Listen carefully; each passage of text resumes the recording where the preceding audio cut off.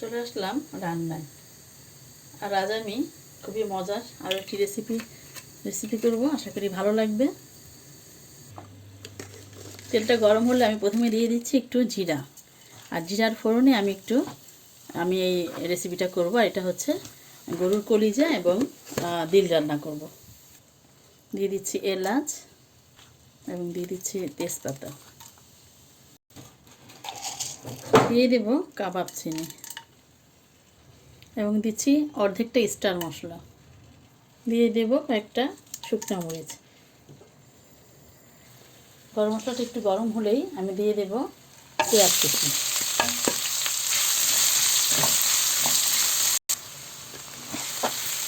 পেঁয়াজটা হালকা একটু ভাজা হলে দিয়ে দেব রসুন কুচি। আর আমি এই গরুর কলিজা দিল এসব রান্নায় আমি একটু গরম মশলা এবং রসুনটা কিন্তু বেশি দিই। আর রসুন আর গরম মশলাটা বেশি হলে কিন্তু, কারণ এগুলো একটু নর্মালি একটু গন্ধ থাকে, তো সেই গন্ধটা থাকে না আর কি, ভালো টেস্টও হয় এবং সুন্দর এবং মশলার ঘ্রাণও হয়। এই যে মোটামুটি ভাজা হয়ে গিয়েছে রসুন এবং পেঁয়াজটা। এখন আমি ধুয়ে ঝরিয়ে রাখা ডিমটা দিলাম প্রথমে। এবার দিয়ে দিচ্ছি কলিজাটা আমি গরম পানি দিয়ে ধুয়ে নিয়েছি। এবার দিয়ে দিচ্ছি পরিমাণ অনুযায়ী লবণ দিয়ে আমি এটাকে খুব ভালোভাবে একটু ভেজে নেব পেঁয়াজের উপরে। খুব ভালোভাবে এখন আমি এটাকে নাড়া দিয়ে নেব। নাড়া দিয়ে আমি ঢেকে কিছুক্ষণ রান্না করব এবং আমি বাকি মশলা পরে দেব।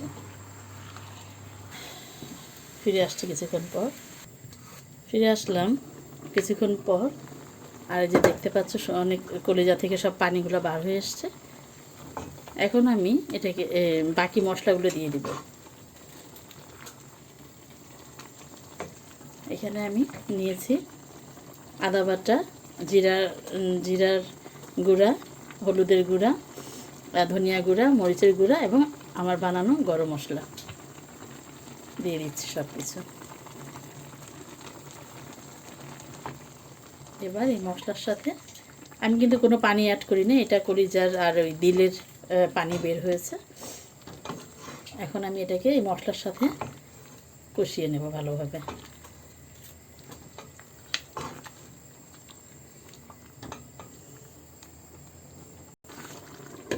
ঢেকে ফিরে আসলাম কিছুক্ষণ পর।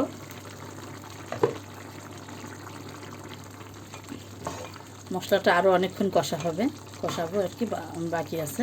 এই পর্যায়ে আমি দিয়ে দেব একটা পেঁয়াজ কুচি করে কাটা। একটা পেঁয়াজ কিন্তু আমি ভেজে দিয়েছি, আর একটা পেঁয়াজ কুচি করে দেব এবং এখন আমি এই পেঁয়াজ সহ ঢেকে রান্না করব।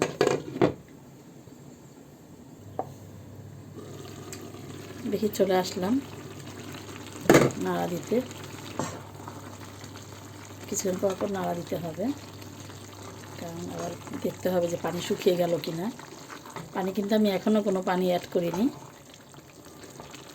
ওর পানিতেই হচ্ছে। আর এখন এটা আবার ঢেকে দেব।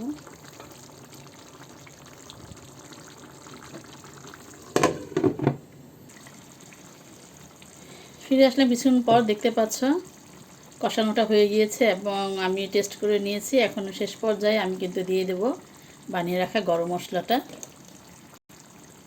এবং আরও একটু দেব ভেজে রাখা জিরা, টালা ভাজা আর কি, শুকনো ভাজা জিরার গুঁড়াটা খুব ভালোভাবে নাড়া দিয়ে দেব। আর এটা কিন্তু খুবই ভালো লাগে কোরবানির ঈদে, বিশেষ করে মুড়ির সাথে কিন্তু খুবই ভালো লাগে, রুটির সাথে ভালো লাগে এবং পরোটার সাথে, সাদা ভাত, সব কিছুর সাথে কিন্তু আমরা এই কলিজা এবং দিল ভুনাটা আমরা খেতে পারি।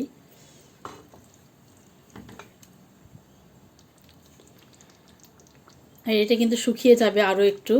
আর সবশেষে অবশ্যই একটু আমার দেশীয় ঐতিহ্য দিয়ে দিতে হবে, সেটা হচ্ছে ধনেপাতা কুচিটা দিয়ে দেব আর এই তো এরই সাথে হয়ে যাবে কলিজা এবং দিল ভুনা, ভুনা বা কষা, যে যেভাবে ডাকতে বলতে পারে। ওকে, আমার মনে হয় সবাই এভাবে করে, তো আমিও আমার মতো করে শেয়ার করলাম। আশা করি ভালো লেগেছে। ভালো লাগলে অবশ্যই লাইক, শেয়ার এবং সাবস্ক্রাইব করতে ভুলবে না বন্ধুরা। আজ এই পর্যন্তই। এই তো এটা হয়ে গিয়েছে। এখন এটাকে আমরা খুব মজা করে খাবো, আর মুড়ি দিয়ে, ভাত দিয়ে, যে যেটা দিয়েই খাবে।